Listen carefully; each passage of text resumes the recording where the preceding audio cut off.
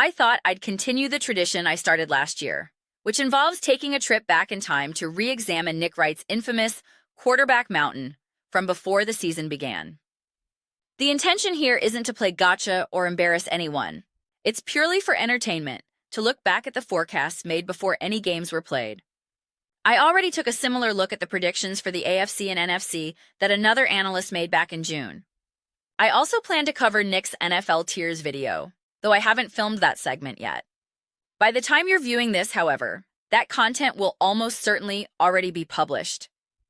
I'm putting this out there just in case you need something to watch during the holiday, whether you have a packed schedule or a quiet one. Perhaps you're on the road. I can relate from personal experience. I've had past Thanksgivings where I had no plans, wasn't with family, was either working, occupied with other things, or simply by myself. So I wanted to be certain there was some material available for folks to consume and enjoy. There are some compelling football matchups this year, which is a nice change. I feel like last year's slate wasn't as strong, but this time we have some truly enticing games. Even so, I still felt compelled to create this. I still believed it would be an amusing exercise. So without further ado, let's get started. Looking at the summit of this mountain right now, we have Patrick Mahomes, of course. By any objective measure, he has not been the premier quarterback this season. Let's not even entertain that notion. Absolutely not. It's a firm no.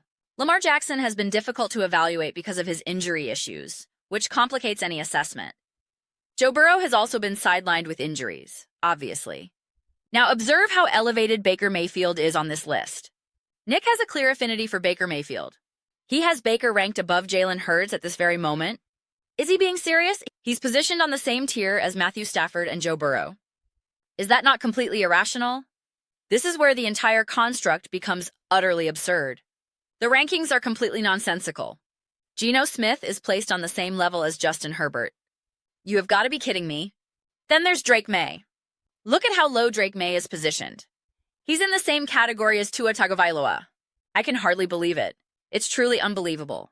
And we see Russell Wilson, whose tenure as a starter was remarkably brief. That situation dissolved very, very quickly. And observe the profoundly low placement of Sam Darnold. How is that particular judgment held up? Not well, I'd say. I believe that would be the case. It's somewhat amusing, I must say.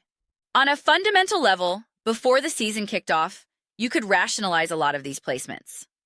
Even though I firmly believe Justin Herbert is ranked far too low, and Drake May is also positioned far too low. Now, before the season began, I could comprehend the reasoning for having a rookie like Drake May in a lower tier. Bo Nix is also too low. Sam Darnold is far too low. Baker Mayfield is significantly overrated. I can grasp the logic of starting the season with those top three guys, Mahomes, Allen, and Lamar. I genuinely understand that perspective, even though I would still contend that Josh Allen, based on his profile entering the season, deserved the very top spot. But you absolutely must show some respect to Jalen Hurts, who, at this point in the preseason, was literally the reigning Super Bowl MVP. And you have the sheer audacity to place him below Baker Mayfield? It is a constant, relentless stream of disrespect, an endless river of it. To position Jalen below Baker Mayfield at that moment is unconscionable. The last time Baker Mayfield played a meaningful game before this season, Jalen Hurts was the one saying, "Goodbye, see you next year." Sadly, the current situation finds both of them injured, which is a real disappointment, a genuine letdown. There's no question we were deprived of a full season of Jalen Daniels this year. Make no mistake about that. People are already starting to forget how exceptional Jalen is. That will only serve to fuel the narrative for the 2026-2027 season. Whoa, we're getting ahead of ourselves. But just you wait for that campaign. Jalen Daniels will have his redemption arc, I assure you. I promise you that with absolute certainty. Now, he did have Caleb Williams ranked quite low. Although, it's interesting because Nick seems to be of two minds regarding Caleb. Initially, he was all in, suggesting Caleb was a lock for Super Bowl MVP, that he would lead his team to the big game and be an MVP candidate. All that optimistic talk. That, clearly, did not come to pass.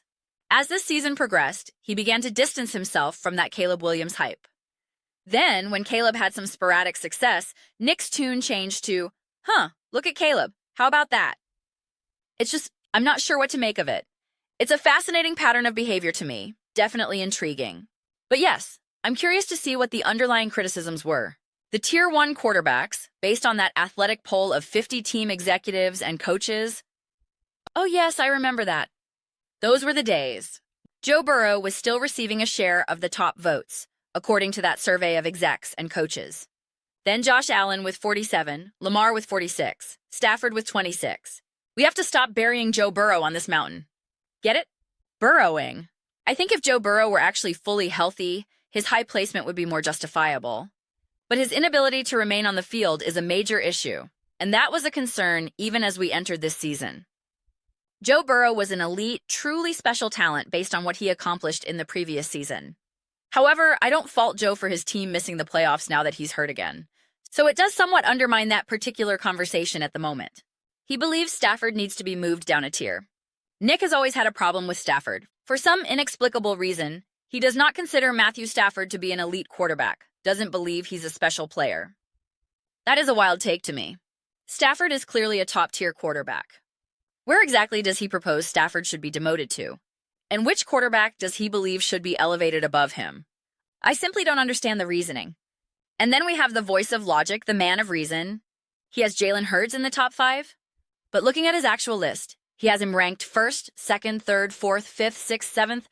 No, he's actually got him 8th. Again, and still behind Baker Mayfield. That is utterly indefensible. Just get that notion out of here right now. Consider Jalen Hurts' last 14 full games, including the postseason.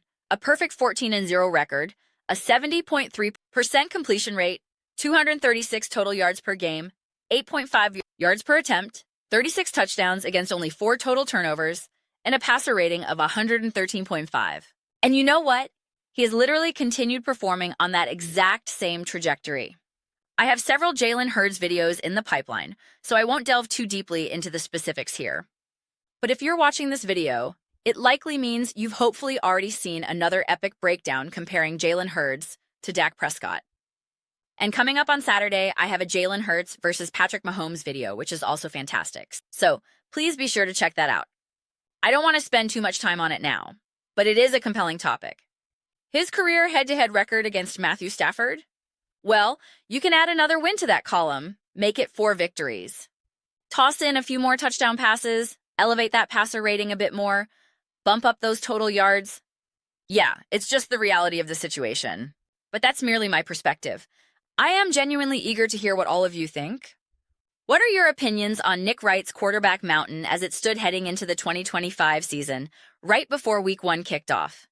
This was back in September, I believe, around the 3rd or 4th, whatever the precise date was. Please share your thoughts in the comment section down below. I read every single comment, so whether you are in agreement with me or you think I'm completely off base, let's get some conversations started. Let's get into some spirited debates, but at the end of the day, let's just have a good time with it. And please consider subscribing to the channel. We are in the process of building a fantastic community here, and I would absolutely love to have you as a part of it. My goal is to create something that we all feel a genuine connection to, something we are truly excited and proud to be involved with. I believe we are well on our path to achieving that. Also, please don't forget to give this video a thumbs up, as it genuinely assists with visibility and how the platform's algorithm promotes the content. Thank you so much for watching. I'll see you next time.